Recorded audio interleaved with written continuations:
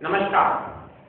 राजस्थान विधानसभा चुनाव 2013 की इन परिचर्चाओं में आपका हार्दिक स्वागत है।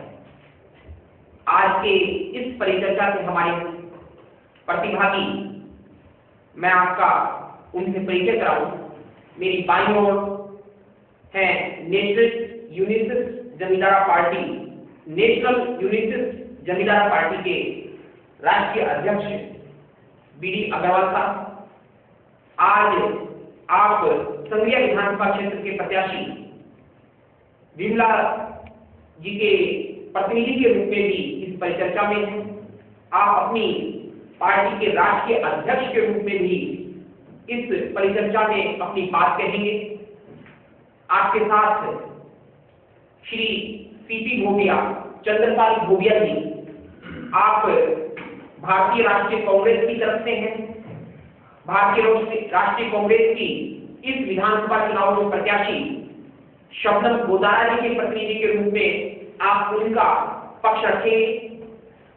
मेरे दाईं ओर इस परिचर्चा में मतदाताओं की बात को रखने के लिए, संघीय के नागरिकों की बात को रखने के लिए, चौथे स्तंभ की बात को रखने के लिए दैनिक भास्कर के संवाददाता सतीश जी गर्ग हैं। आपके साथ हैं श्री भानु सिंह जी गोदारा। आप भारतीय जनता पार्टी के प्रतिनिधि के रूप में इस परिचर्चा में अपनी सहभागिता अदा कर रहे हैं। भारतीय जनता पार्टी के इस संघीय विधानसभा क्षेत्र में एक प्रत्याशी कृष्ण कर्रा साहब का आप पक्ष रखेंगे। लगभग सभी पार्टियों का, राष्ट्रीय पार्टियों का और अन्य राष्ट्रीय पार्टियों के अतिरिक्त जो पार्टियां हैं, सभी का घोषणा पत्र राजस्थान विधानसभा चुनावों के लिए आ चुका है। उन्हीं मुद्दों को लेकर, उन्हीं एजेंडों को लेकर उनके प्रत्याशी चुनाव मैदान में हैं। तो बड़ा प्रासंगिक विषय है कि जब दोनों राष्ट्रीय पार्टियों का हाल ही के अंदर घोषणा पत्र आया, हमारे बीच में नेशनल यूनिस्ट जमींदार पार्टी ने पहले ही अपना घोषणा पत्र जारी कर दिया था। तो निश्चित तौर पर हम इन एजेंडों पर और हमारे संघीय विधानसभा क्षेत्र की आवश्यकताओं के आधार पर इनके घोषणा पत्रों पर विवेचन करें। मैं सबसे पहले हमारी राष्ट्रीय पार्टी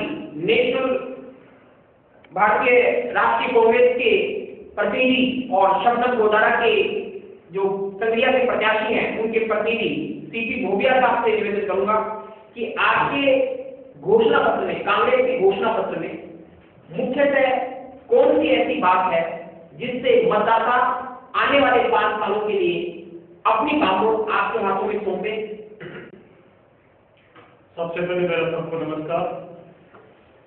हमारा जो घोषणा पत्र कांग्रेस पार्टी ने जो इस चुनाव में किया बनाया है, उसमें सबसे पहले जो है हम 5 लाख लोगों को नौकरी देने के, रोजगार देने के लिए जा रहे हैं।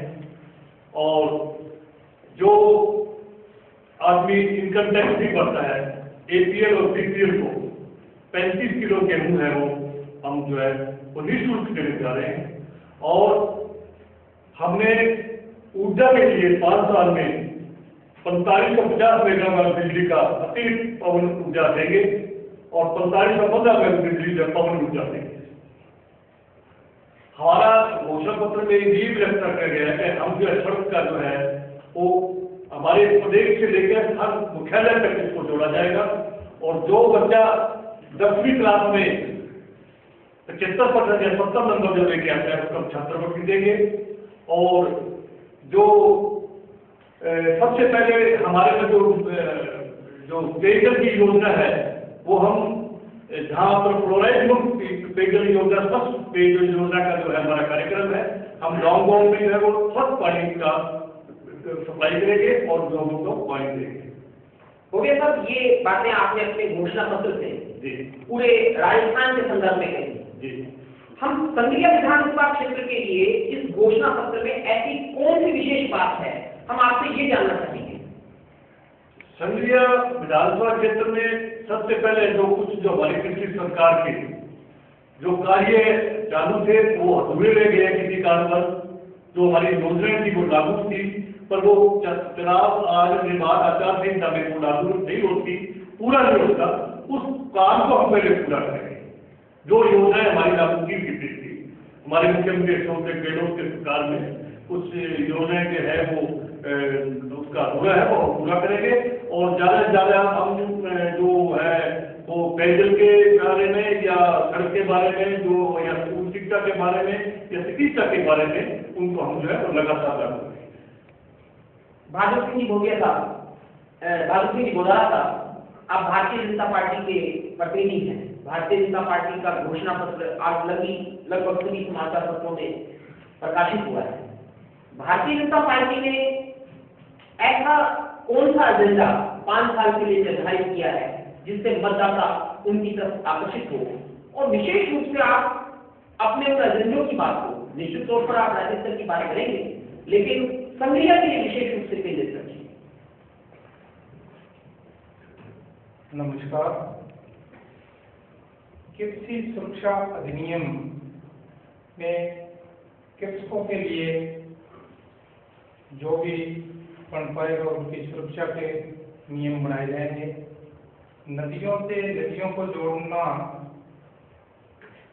और 15 लाख नौकरियां स्थापित करना, 24 घंटे बिजली देना, 3 फेज में 8 घंटे बिजली देना, सड़कों से प्रत्येक पंचायत को जोड़ना, स्वच्छ पेयजल और राजस्थान कैनाल की मरम्मत और नहरों की सफाई, ये संघीय के लिए सभी जो मुद्दे हैं, सभी जो घोषणा पत्र में बातें आई हैं, वो संघीय के लिए बहुत जरूरी हैं।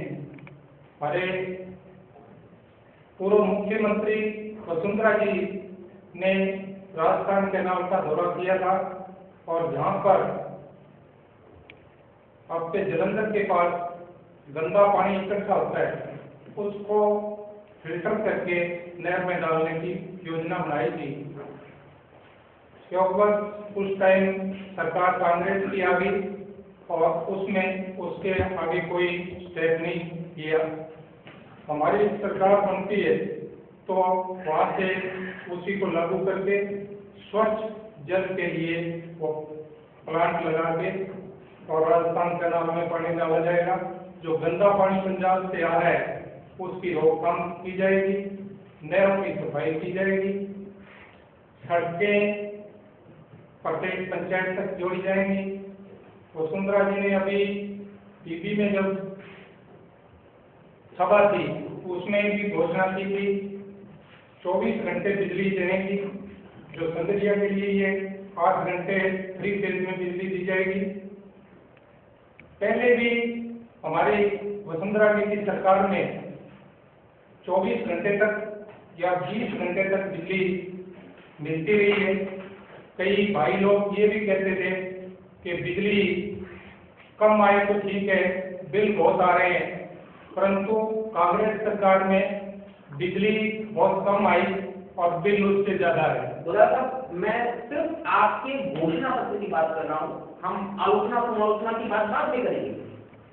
हमारे घोषणा पत्र में ये सारी बातें हैं और उससे जैसे नदियों को जोड़ा जाएगा तो उससे जहाँ कोई कहीं पानी कम आ रहा है उससे दूसरी जगह से पानी ले लिया जाएगा। ठीक बात है। हो सकता है कि ये राष्ट्रीय मुद्दा है, आपने अपने राज्य में घोषणा पत्र में डाला हो।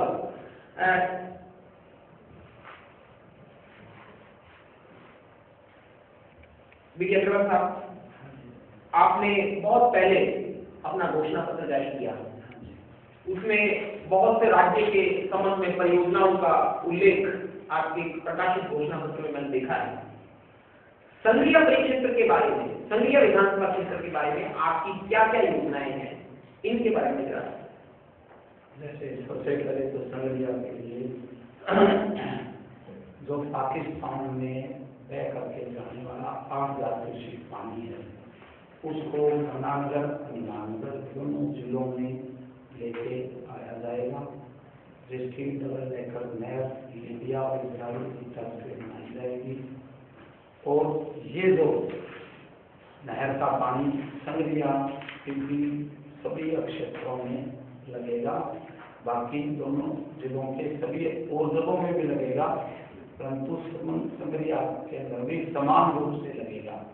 नंबर 2, टिब्बी का जो एरिया है वो राइस बेल्ट है, इसको राइस बेल्ट घोषित करके और जो घग्गर के अंदर वाटर हार्वेस्टिंग करवाई जाएगी, जिससे कि वाटर टेबल ऊपर आएगा और चावल उत्पादकों को इससे लाभ होगा।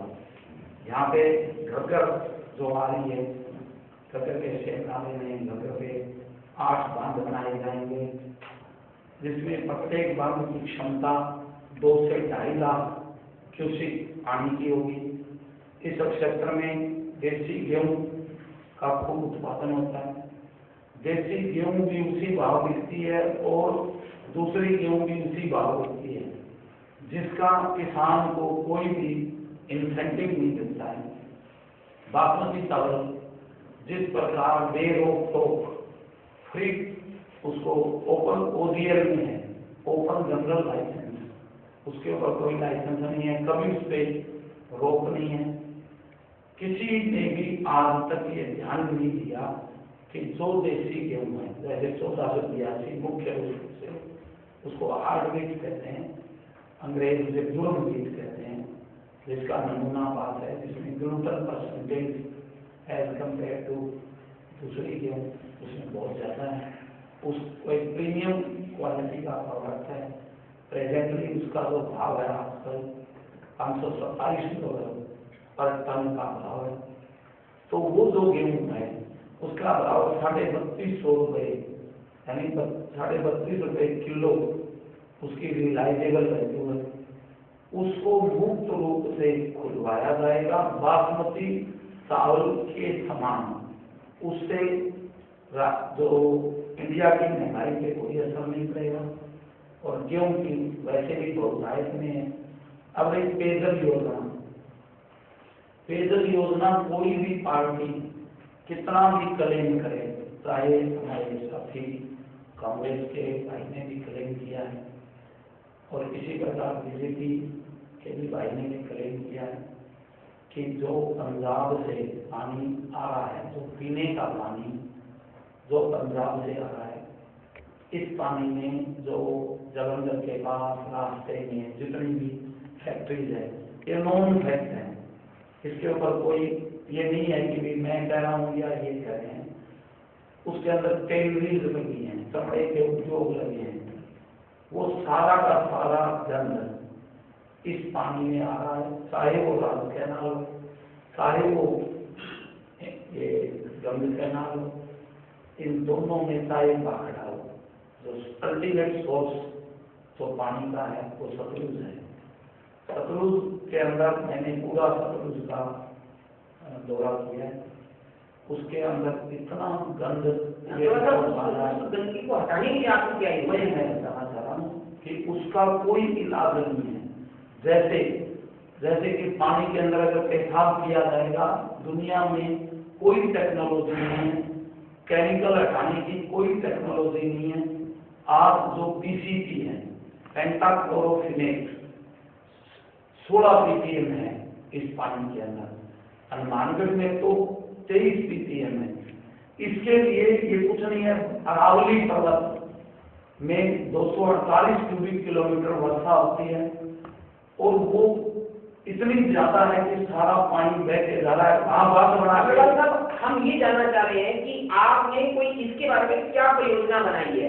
हम ये नहीं जानना चाह रहे कि वो उसमें कितना क्या फ्लोराइड है, कितना क्या है, ये नहीं है। ये एक सामान्य समस्या है, सब लोग जानते हैं, उन्होंने भी कही, मतदाता भी जानता है। आपको उसको दूर करने के लिए आपके पास अरावली पर्वत से बांध बना के उस पानी को बीकानेर संभाग के चारों जिलों में लेके आया जाएगा। अलग से पीने का पानी, बिल्कुल अलग से पीने का। ठीक बात। अगर सर आपने, मैं आपसे ही बात शुरू करता हूँ, बहुत बात कही कि बांध बनाने की बात है, और मैंने आपका घोषणा पत्र पढ़ा, उसमें आपने गंगानगर हनुमानगढ़ रीजन घग्गर रीजन के अंदर बांध बनाने की बात कही। मैं क्या आपसे जान सकता हूँ कि जब घग्गर के अंदर सिरसा से लेकर ओटू हेड तक हरियाणा ने घग्गर नदी की चौड़ाई को बढ़ा दिया और वहां उस ओटू हेड के अंदर पानी को रोक लिया। और पिछले उस ओटू हेड के बनने के बाद कांग्रेस की सरकार में रही और भारतीय जनता पार्टी की सरकार रही, घग्गर का भाव अत्यधिक कम हो चुका है। तो कहां आप से फिजिबल देख रहे हैं कि एक हनुमानगढ़ जिला के जिले में बात बन जाएगा? ऐसे सर, तो बांध ओटू पे बना है, वो सिर्फ 60,000 क्यूसेक पानी का करना है। जो ओटू का बांध जिसकी आप बात कर रहे हैं, वो मात्र 15 किलोमीटर एरिया को कवर करता है। सतीश जी, अग्रवाल साहब का कहना है कि वो केवल कुछ कैपेसिटी का पानी है।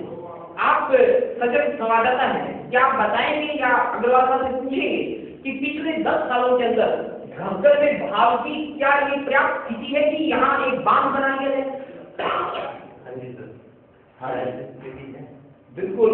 इस बार जो पानी आया है घग्गर में 1.5 लाख क्यूसेक पानी डेली का पानी इसके अंदर आया। क्या उसकी फिजिबिलिटी होगी बांध? बिल्कुल। और ये बांध जो कोई काल्पनिक बात नहीं है, उस्मान सागर हैदराबाद में बना हुआ है और ये बांध बहुत फिजिबल है। जो हम जानना चाह रहे हैं, जो आपकी बात मतदाताओं ने, जैसे आपने काल्पनिक शब्द का उपयोग किया, मतदाता इसे काल्पनिक नहीं समझे, इसलिए हम आपसे ये जानना चाह रहे हैं कि बांध को सक्षम करने के लिए पानी चाहिए और घग्गर में ओटू हेड के बनने के बाद में पानी नहीं आ रहा है, बहुत ड्राई चल रहा है, बिल्कुल ड्राई चल रहा है। ऐसे भी ये बात आप जो कह रहे हो, मैं ये बताना चाह रहा हूँ, मैंने पहले ही कहा है कि घग्गर के ऊपर जो बांध ओटू बना है उसमें 60,000 क्यूसेक पानी की उसकी क्षमता है। नहीं, उसमें जो बहाव जो है सिरसा से लेकर ओटू हेड तक का घग्गर के बहाव क्षेत्र को बहुत बढ़ा दिया गया है और हमारे यहाँ घग्गर का पानी नहीं आ रहा है। आप इस समस्या को सुन रहे हैं? घग्गर का पानी वो बहुतायत में आ रहा है, पाकिस्तान में। बोला आप इसी संबंध में अग्रवाल साहब से कोई क्वेश्चन करना चाहेंगे? बिल्कुल। ये पानी जो है वास्तव में ओटू हेड के बाद में पर्याप्त पानी यहाँ आ ही है। अभी देखो, आपके पास में इसका कोई दस्तावेज है? हमारे पास जो पब्लिश डाटा 1.5 लाख क्यूसेक का हमारे पास में अभी देखे नहीं है। चलो ठीक बात है, या तो आपके कहने के मैं मतदाता निश्चित तौर पर आपके परियोजना को एग्जामिन करेंगे जो आपने संध्या के आने वाले 5 सालों के लिए दी है कि घग्गर के अंदर कहाँ बांध जो है फिजिबल हो सकता है। इस बात को भी एग्जामिन करेंगे, इस बात का भी निरीक्षण करेंगे कि अरावली में बांध बनाकर और राजस्थान की सरकार अरावली में बांध बनाकर किस तरह से संध्या में पानी ला सकती है। मैं भोविया साहब आपसे एक बात जानना चाहूंगा, क्योंकि आप भारतीय राष्ट्रीय कांग्रेस के भी हैं और विगत 5 सालों में आपके पास का यहाँ का क्षेत्र का कार्यकाल रहा है और लगभग कुछ सालों को छोड़कर भारतीय राष्ट्रीय कांग्रेस ने राजस्थान में राज किया है। ऐसी क्या हमारी योजनाओं में आप खामी अनुभव नहीं करते कि हम अपने प्रदेश और अपने जिले की जनताओं को अभी तक स्वच्छ पानी उपलब्ध नहीं करवा सके हैं? गंगानगर ले लीजिए, हनुमानगढ़ ले लीजिए, जिला मुख्यालयों को ले लीजिए, उपखंड मुख्यालयों को ले लीजिए और उनके जब पानी को एग्जामिन किया जाता है वो पानी पीने योग्य नहीं पाया जाता। तो आप 5 सालों के लिए आप अपने घोषणा पत्र में बात करिए, ये क्या किस तरह से विश्वास दिलाएंगे कि जो काम आप 60 साल में नहीं कर सके वो 5 साल में कर देंगे? देखिए, हमने अभी घोषणा पिछले 5 सालों में नहीं, हमारी अशोक गहलोत की सरकार ने इतना स्वच्छ पानी दिया है, इतना सप्लाई का है, जहाँ आप कभी सोच ही नहीं सकते थे कि यहाँ पर शुद्ध पानी फ्लोराइड मुक्त पानी बाहर पहुंचेगा। संघीय विधानसभा क्षेत्र की मैं संघीय की बात करने जा रहा हूँ, मैं संघीय की बात करने जा रहा हूँ। संघीय के अंदर ऐसा कोई सेक्टर नहीं है जहाँ पर शुद्ध पानी नहीं मिलता। गाँव तक जो है वो पाइपलाइन दी गई है, वाटर वर्क बनाए गए हैं और वो साफ आरओ सिस्टम से उनको जो है वो फिल्ट्रेशन करके और पानी जो है वो जनता तक पहुंचाया जा रहा है। सतीश जी, इस संबंध में भोविया साहब से कुछ पूछना चाहेंगे, क्योंकि आपके पास तो निश्चित तौर पर पत्र पत्रिकाओं में बहुत सी सूचनाएं आती रहती होंगी। वार्ड नंबर 1 और जो अपना इधर 2 है जी और 8 है, इधर पिछले मेरे ख्याल में 5 साल से हमने देख रहे हैं, अभी तक जो है इस समस्या से जूझ रहे हैं कि जैसे सतीश आपने पूछा 1 नंबर और 2 नंबर वार्ड के बारे में, हमारा तो सक्रिय का जो गंगा इस प्रकार से बना हुआ है कि ये जो है वो नॉर्थ टू साउथ जो है वो जो पहले का जो वाटर बोर्ड बना हुआ है वो डाउन साउथ बना हुआ है। अभी हमारे 5 साल के कार्यकाल में कांग्रेस कार्यकाल में हमारे हर वार्ड में जो है वो टैंकी बनाई गई है। वार्ड नंबर 21 में बना दिया है, वार्ड नंबर 3 में बना दिया है, वार्ड नंबर 8 में बना दिया है। अभी जो आने वाले 5 साल के अंदर पानी की पर्याप्त सप्लाई हो जाएगी, तभी हमें किसी प्रकार की कोई समस्या पानी की नहीं रहेगी। हो गया साहब, सतीश जी का प्रश्न पानी की सप्लाई को लेकर नहीं है, शुद्ध पानी को लेकर है। शुद्ध हमारे पास वाटर फिल्टर है, वहां से शुद्ध पानी होकर ही सप्लाई हो रहा है। पानी के आंकड़े हैं कि जो पानी के सैंपल, जो सप्लाई के सैंपल लिए गए संगरिया में, हनुमानगढ़ में, गंगानगर में, वो शुद्ध पानी नहीं पाया गया। इसमें एक कारण और भी है, जैसे हमारा रेलवे ओवर ब्रिज बनता है, उसकी वजह से क्या है, जेसीबी मशीनों से खुदाई हुई, पाइपलाइनें टूटी और हुआ, उसके अंदर लीकेज हुआ। आप स्वीकार कर रहे हैं कि चाहे कोई भी कारण रहा हो, 5 सालों में आप शुद्ध पानी नहीं दे सकते। नहीं, गंदा पानी वो टेक्निकल फॉल्ट हो सकता है, पर हमारा प्रयास ये रहा है कि हम जितना पानी सप्लाई दें वो बिल्कुल शुद्ध पानी दें और दिया जाए। एक बोले साहब, आपने अपने घोषणा पत्र में कुछ 5,000 नौकरियां देने की बात कही, 5 लाख नौकरियां देने की बात कही। आप जरा बताएंगे कि आपने विगत 5 सालों में कितनी नौकरी दी और इस कौन से सेक्टर में नौकरी देना चाहते हैं आप 5 लाख?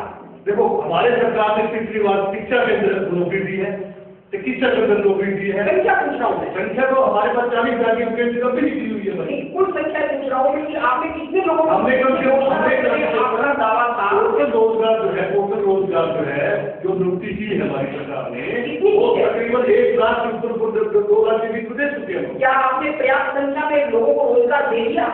दिया है, दे भी रहे हैं। एक बात मैं भोगिया साहब आपसे पूछना चाहूंगा, पब्लिक एनालिसिस के 13 पद हैं, पब्लिक एनालिसिस की लेबोरेटरीज के, जहां आदमी खाने पीने की चीजों में जो मिलावट होती है उसकी जांच के सैंपल इकट्ठे होते हैं और सैंपल होने के बाद में वहां जल विश्लेषण उसको चेक करता है। राजस्थान के अंदर मेरे पास में आंकड़ा है कि 13 पोस्ट है, उन 13 में से 9 पिछले 10 सालों से खाली हैं। और मैं आपकी जानकारी के लिए बताऊं कि गंगानगर में जो पब्लिक एनालिसिस की पोस्ट है वो लेबोरेटरी पिछले 15 सालों से बंद हो गई है और पूरे राजस्थान के सैंपल एक गंगानगर के लिए जयपुर में सारे राजस्थान के इकट्ठे होकर जाते हैं कि वो 2-3 हमारे पास पब्लिक एनालिसिस है। उनकी भर्तियों के लिए आपने क्या किया? कैसे आप जनता को वादा कर रहे हैं कि आप बिल्कुल सब कुछ पानी स्वस्थ देंगे, खाने पीने की चीजें स्वस्थ देंगे, शुद्ध देंगे?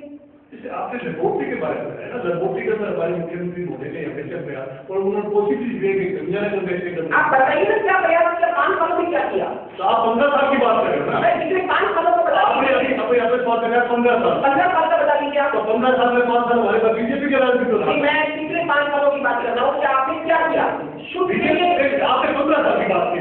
चलो आपने 15 साल में आपने सुना 15 साल में 5 साल से पहले बीजेपी के राजनीति। तो क्या बीजेपी ने नहीं किया? आपने किए? हम तो प्रयास कर रहे हैं, हम तो प्रयास कर रहे हैं। सिर्फ प्रयास करते हैं, ऐसा नहीं होता कभी भी सारे काम एक जगह होते हैं। अब हम भारतीय जनता पार्टी से बात करते हैं। आपके घोषणा पत्र में भी नौकरियों की बात की गई है। हर सरकार अपने घोषणा पत्र में नौकरियों की बात करती है, बिजली के उत्पादन की आपने बात कही है, लेकिन आप क्या ये बताएंगे कि इन योजनाओं को हम इतनी तो मेगावाट हमने अपने राज्य में पैदा की, ये इतनी हम सौर ऊर्जा से करेंगे, इतनी हम दूसरी पवन ऊर्जा से करेंगे, इतनी हम न्यूक्लियर एनर्जी से करेंगे, क्या क्या परियोजना है आपकी जो स्पेशली आपने हनुमानगढ़ जिले या संगरिया में क्या योजना बनाई है? देखो, इस लेवल पर अब कोई हम गलत बात करें उसका कोई अर्थ नहीं है। ये तो आपके पास घोषणा पत्र नहीं है क्या? घोषणा पत्र लागू करना है, घोषणा पत्र उस लेवल पर लागू किया जाएगा, योजनाएं बनाई जाएंगी, उसके जो डिपार्टमेंट के लोग हैं उनसे योजना बनवाई जाएंगी। ये मतलब योजनाएं बनाई जाएगी। एक बात, चलो मैं कांग्रेस और बीजेपी दोनों से पहले बोला था, क्या आपने अपना घोषणा पत्र पढ़ लिया है? फिजिकली जिस तरह से ये घोषणा पत्र है कांग्रेस ने भी पढ़ लिया है, आगे ये कर दिया। बहुत अच्छी बात है। अगर आपने, क्योंकि हम लोगों को उपलब्ध नहीं हो पाई, सिर्फ अखबारों में घोषणा पत्र को पढ़ा है, मैं इस बात को और आगे, नौकरियों के लिए आपके पास में क्या योजना है? नौकरियों के लिए सभी जो डिपार्टमेंट है उनमें बहुत सी जगह ऐसी खाली पड़ी है, उनमें नौकरियां, उनने 15 लाख नौकरियों की घोषणा की है। अगर 50 लाख नौकरियां भी लगाई जाए तो भी कम पड़ेगी। कौन से सेक्टर में लगाओ? सेक्टर सभी सेक्टर है, हेल्थ का है, एजुकेशन का है, इरिगेशन का है, सभी सेक्टर में नौकरियां तो लगाई। आपने जांच कर ली है कि इतने पद खाली हैं और इन पदों को भरेंगे?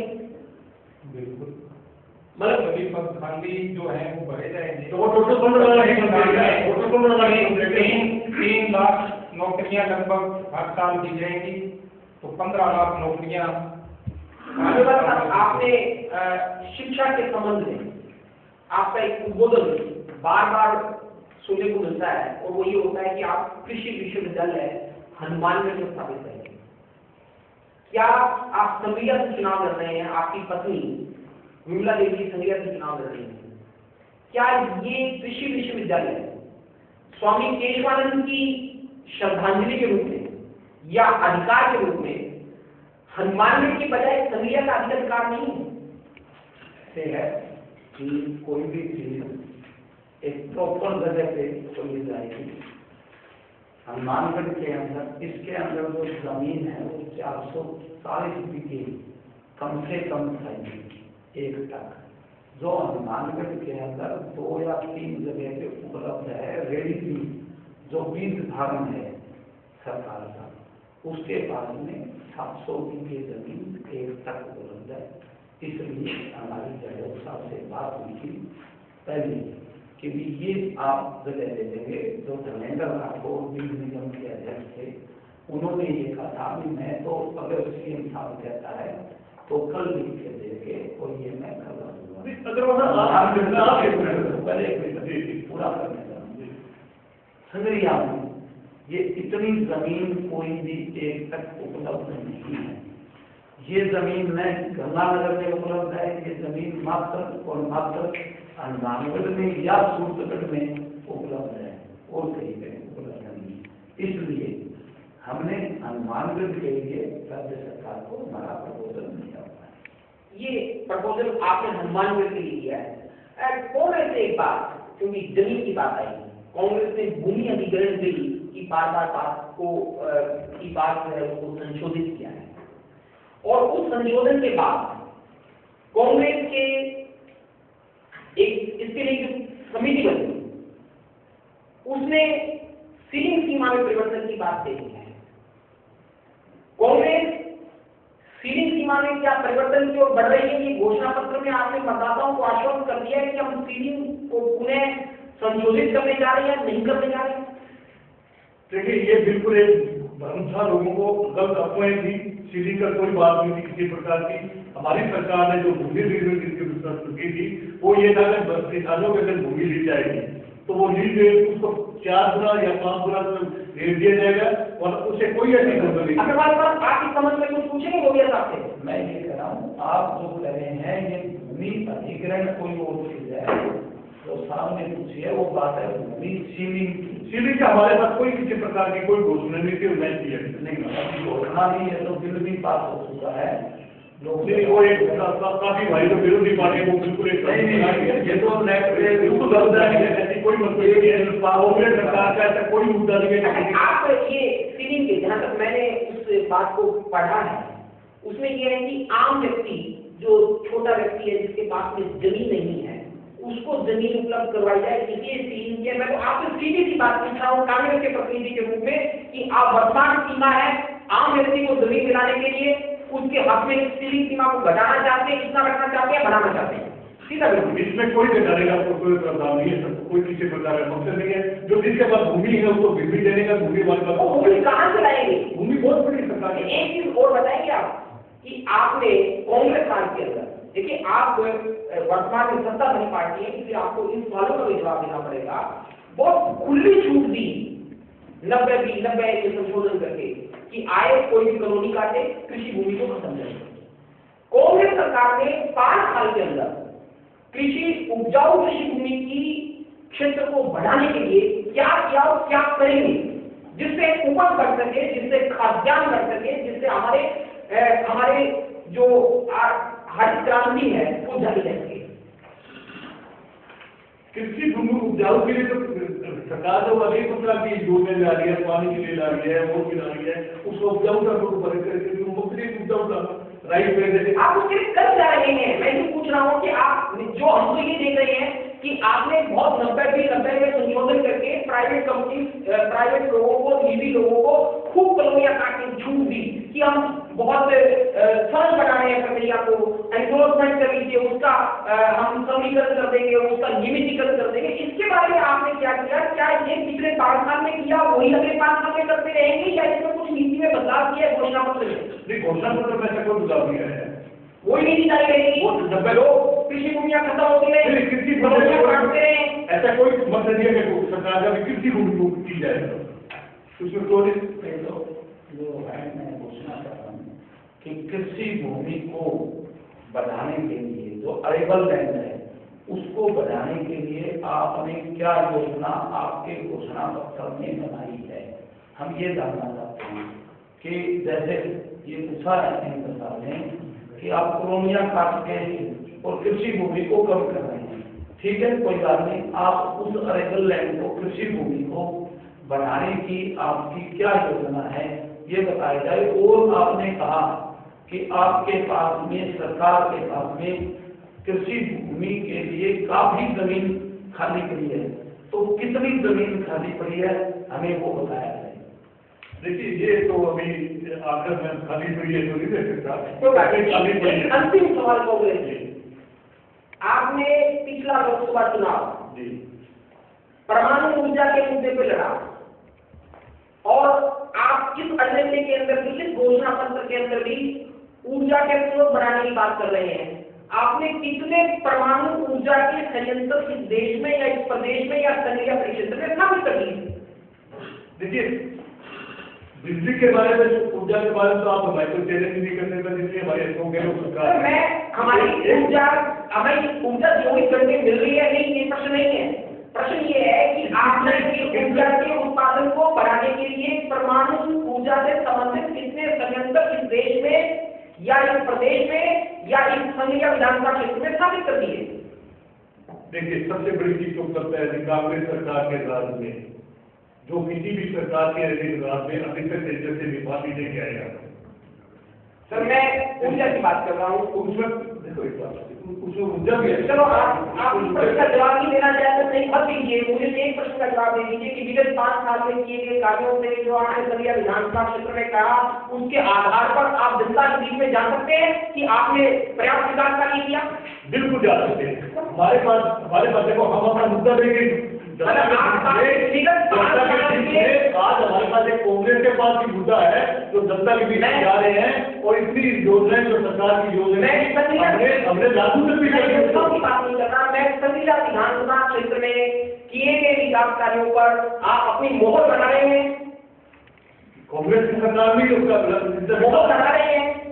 कांग्रेस बिल्कुल कांग्रेस नहीं किए वो 10% कांग्रेस थे। ये पूछना चाहता हूँ कि आपकी सरकार ने ये वादा किया था कि 100 दिन में हम महंगाई कम कर देंगे, क्या आपकी राजस्थान सरकार या केंद्र सरकार ने महंगाई कम करी या रोजाना महंगाई बढ़ रही है?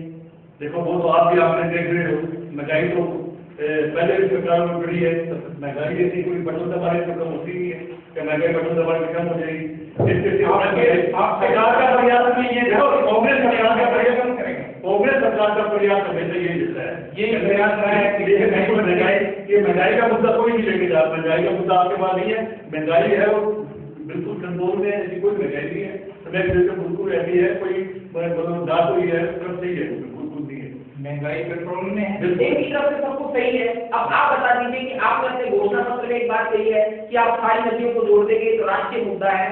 आप राजस्थान में अपनी सरकार बनाकर देश की सारी नदियों को जोड़ देंगे, उसी तरीके से जैसे अटल बिहारी वाजपेयी जी पिछले 20 सालों से जोड़ते आ रहे हैं। हमने देश की नदियों को जोड़ने की बात नहीं कही है, हमारे घोषणा पत्र में राजस्थान में जो नदियां हैं उनको आपस में जो जुड़ सकती है उनको जोड़ने की बात। कौन कौन सी नदियां कि आपने ये तय तो कर दिया होगा ना, कितनी नदियों को जोड़ेंगे, कौन कौन सी नदियां जिनको आप जोड़ेंगे?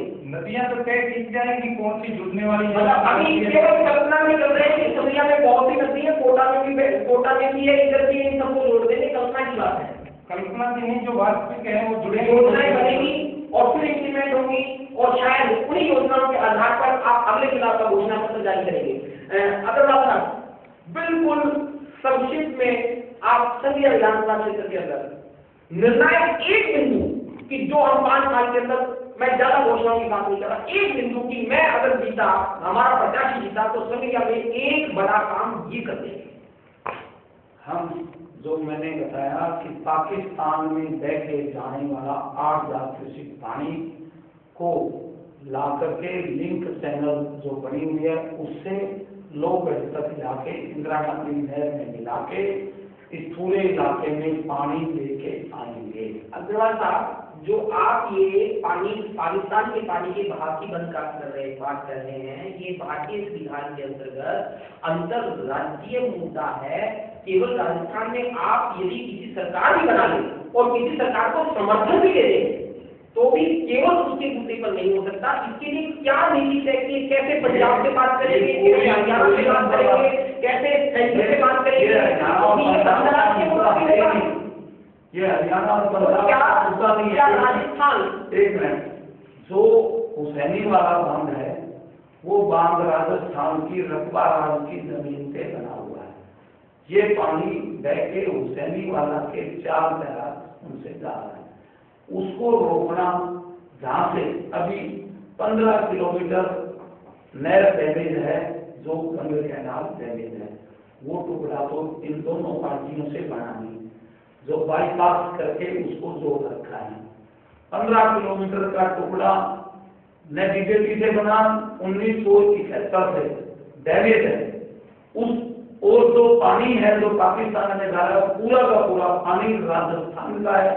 हुसैनी वाला बैराज राजस्थान के रकबा जमीन पे है। लड़ाई करेंगे, हाँ, लड़ाई भी लड़ेंगे, वो पानी हमारा है, हम कभी भी उसको लेंगे। आपकी कुल कितने प्रत्याशी राजस्थान में चुनाव लड़ रहे हैं? 37 प्रत्याशी चुनाव लड़ रहे हैं। क्या आप राजस्थान में सरकार बनाने में भूमिका अदा करेंगे? कांग्रेस के साथ जाएंगे, बीजेपी के साथ जाएंगे या खुद मुख्यमंत्री बनने की बात करेंगे? हम राजस्थान में अगर जनता ने हमें अपना आशीर्वाद दिया, जनता ने हमें चुना, तो बीजेपी में भी किसी को सपोर्ट नहीं करेंगे, न कांग्रेस को करेंगे। हम एक रचनात्मक विपक्ष की भूमिका निभाएंगे। अगर हमारे प्रत्याशी जीते तो जिस प्रकार यूपी में 34 सीटों पर 425 विधानसभा सीटों में मायावती जी ने 1995 में सरकार बनाई थी, तो हम भी बना सकते हैं। अगर हल आएगी तो इनकी, नहीं तो जो भी ये बनाएंगे हम विपक्ष में बैठ के जनता की मांग को पुरजोर तरीके से वहां पे उठाएंगे, पर दोनों पार्टियों को हम समर्थन कदा भी नहीं देंगे। आपके गंगानगर में मेडिकल कॉलेज से लेकर अब तक के सफर में जो आम जनता महसूस कर रही है, मैं उनकी आवाज के रूप में कह रहा हूँ, वो यह है कि आप कांग्रेस के प्रति कहीं कहीं सॉफ्ट हैं, कहीं के आज साथ बैठे हैं, आपस में घालमेल तो नहीं है। ऐसे है कि जो मेडिकल कॉलेज लेके आना था, मेडिकल कॉलेज लेके आने के लिए हमने 2006 में वसुंधरा जी के पास भी मैं 4 दफा गया था। मेडिकल कॉलेज लेके आने के लिए जो एक ही दुकान थी वो गहलोत साहब की थी। मेडिकल कॉलेज कोई पंसारी की दुकान से तो मिलना नहीं था। अशोक गहलोत जी के पास गए, उनसे बातचीत की, उसी की वजह से अगर हम उनसे बात नहीं करते तो क्या मेडिकल कॉलेज आता? क्या मेडिकल कॉलेज का शिलान्यास के बाद मीडिया के साथ कह रहा है क्या? इसलिए आपने कांग्रेस से थोड़ा सा दोस्ताना संबंध रखा उस वक्त आज दोस्ताना संबंध बिल्कुल नहीं।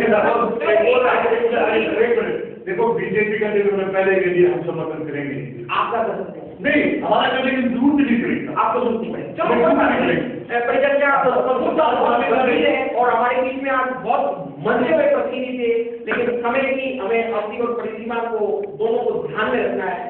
मैं चलते चलते अंतिम एक बात, भारतीय जनता पार्टी और आपकी कांग्रेस दोनों से कह रहा हूं, आपने भी कोई एक काम संघरिया के लिए चुना, बड़ा काम संघरिया के लिए शुद्ध पानी का है, जो भी गंदा पानी इन नहर में आ रहा है उसका फिल्ट्रेशन करके उसमें डाला जाएगा और राजस्थान कैनाल की मरम्मत करवाई जाएगी। एक प्रश्न और आपसे होगा, आप पर आरोप है, आप क्या करेंगे और आप क्या करेंगे दोबारा। राजस्थान के अंदर आपने निजी शिक्षण संस्थाओं का अनुदान बंद किया और अनुदानित कर्मचारियों को राज्य सरकार में समायोजित कर दिया। मेरे पास सूची है, 75 संस्थाएं ऐसी थी जो निजी नहीं थी, जिनमें आम जनता का दान का पैसा था, सरकार का दिया हुआ पैसा था, विश्वविद्यालय अनुदान आयोग का दिया हुआ पैसा था, और उन संस्थाओं को मठाधीशों के पास कब्जा करने के लिए छोड़ दिया। आप पर यह आरोप है कि आप इस नीति में परिवर्तन करेंगे और आप शिक्षा से जुड़े हुए इसके बारे में आपकी सरकार ने क्या कोई योजना बनाई है? इस बारे में कोई योजना नहीं बनी है और ना ही कोई योजना बनने का आसार है। मतलब आपने शुरू कर दिया, जब आपकी सरकार ने योजना बनाओगे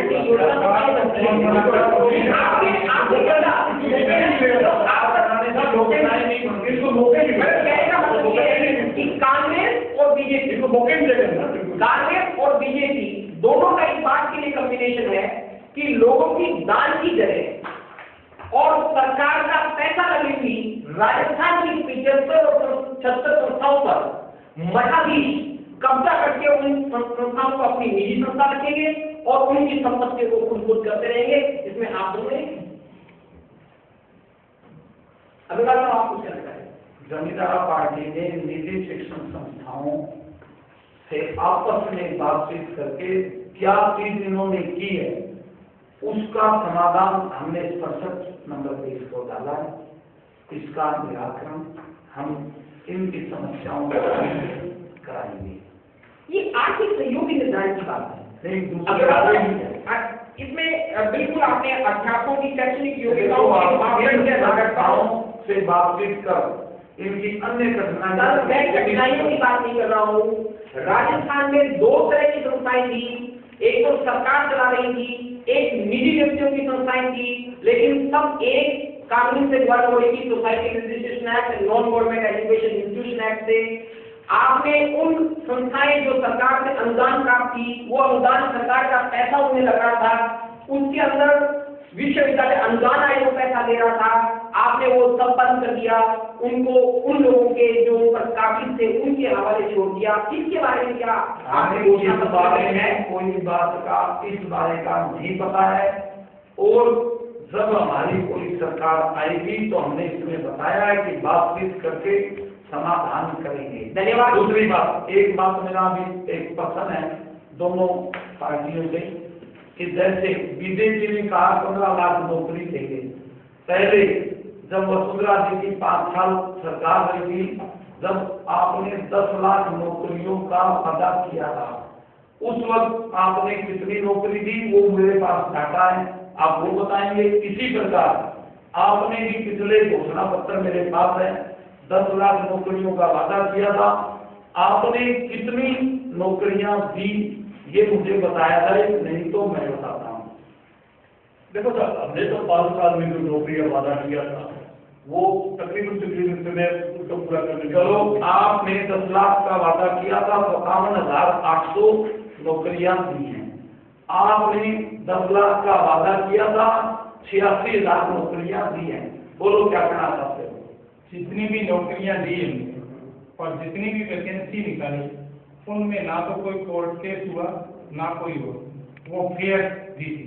कांग्रेस कहते हैं अगर आप नौकरी नहीं दोगे तो कोर्ट के होगा ही भाई, आपने नौकरी नहीं। अभी आपने 15 लाख नौकरी का वादा किया है, जब 10 लाख नौकरी आप नहीं दे सकते और उसमें 86,000 लाख से भी नहीं पहुंचे, 10 लाख का वायदा कहाँ पर है? बिल्कुल पिछले आप घोषणा पत्र में घोषणा पत्र कहाँ 10 लाख का? क्यों नहीं है? मेरे पास है। 5 लाख का नहीं, पहले आपके पास है। बेरोजगारों की संख्या कितनी है, उसके प्रतिशत में कितना प्रतिशत है 5 लाख? निकाली कॉपी से निकाली उसका। आप बता दीजिए। नहीं, हमने तो कैसे आप बता दीजिए कि आप कितने प्रतिशत हमने तो हमारी घोषणा मुताबिक जो 5 साल देखिए, जनता आपके भाषण से नहीं करना चाहती, जनता साफ रखना चाहती है। आपने इन बातों को घोषणा सभी की आपने एक बात इसमें आपने घोषणा पत्र के संबंध में समय बहुत हो चुका है, इस पर चर्चा हो चुका, केवल छोटा सा अपना कंक्लूसिव व्यू। जनता जो है वो समस्याओं से जूझ रही है, चाहे भाजपा है चाहे कांग्रेस है। अभी न तो पेयजल की पूर्णतः सही व्यवस्था हो पाई है मंडी में, न सड़कों का है, तो सड़कों के लिए भी लोग चिल्ला रहे हैं। जैसे कि हम देखते हैं विकास के नाम पर 0-0 है। हालांकि वह विकास हुआ है, हम नहीं कहते कि विकास नहीं हुआ, लेकिन जो मूलभूत सुविधाएं हैं उनके लिए किसके राज्य में हमारे राज्य में, कांग्रेस के राज्य में नहीं, कांग्रेस और भाजपा दोनों की भाजपा का थोड़ा भाजपा तो राज्य नहीं रहा, तो हमारा बना नहीं आएगा, हमारा भी आएगा आप अंतिम में राष्ट्र आएगा, जब अधिक से अधिक मतदाता मतदान के लिए पहुंचेंगे तो कम से कम अपने विधानसभा की जनता से ये अपील तो करें कि अधिक से अधिक मतदाता मतदान करने के लिए पहुंचे। देखो, मतदान की बात नहीं कि पहले वाली बातें ले रही है। अब हर मतदाता जानता है कि मत का प्रयोग जरूर करना है। मत का दिमाग का प्रयोग तो हर आदमी करेगा। और मैं आपकी बात दावे के साथ कह सकता हूँ, सर हम दावे नहीं कर रहे हैं, हम मतदान मैं उनसे आग्रह करता हूँ कि जितने भी मतदाता हैं वो ज्यादा से ज्यादा 1 तारीख को वो है तो अपने वोट में जाके 100% जो है वो वोट करने की अपील करता हूँ। एक प्रश्न मैं पूछना चाहता हूँ कि गुआर जो है वो सिर्फ निर्यात होता है, उसको कोई नहीं खाता है, यहाँ पे उसका महंगाई पे कोई असर नहीं है। ये बीजेपी ने लेटर लिखा है वायदा व्यापार आयोग को कि गुआर का भाव पिछले 5 मार्च 2013 का पत्र है, सूचना के अधिकार में दिया हुआ ये पत्र है और इसमें लिखा है, ये सूचना के अधिकार में दिया हुआ ये पत्र है, ये मैंने ध्यान दे दिया। क्या पूछना चाह रहे हैं? इसके अंदर इन्होंने लिखा है कि 2-2.5 हजार रुपए बिकने वाली आइटम 10,000 रुपए बिक रही है, इससे महंगाई बढ़ गई है। ये पत्र है, ये कल न्यूज़पेपर में भी हम दे रहे हैं, भास्कर में आएगा।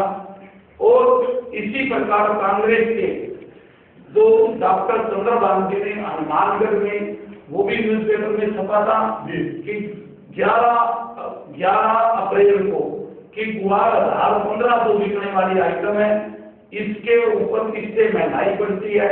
और वो भी कल अखबार में तो क्या महंगाई इसी से बढ़ती है? क्या महंगाई आलू और प्याज की महंगाई को रोकने के लिए आप दोनों पार्टियों ने क्या इंतजाम किया है? दोनों पार्टियों अमेरिका में सीधा सा प्रश्न पूछ लेता हूँ, गुआर का भाव बढ़ना उसी तरह अनुचित है? देखो अग्रवाल साहब, मैं आपकी बात मेरा प्रश्न ये है कि गुआर का भाव बढ़ना उचित है या अनुचित है? देखो, गुआर का भाव जो है वो बढ़ना जो लोग चाह रहे थे, जिनकी मंशा थी, मैंने एक बात तो उनकी मंशा थी, मानो जो गुआर 30,000 पे जुट चुका था और उनके हिसाब से गुआर की उनकी थोड़ी की थी।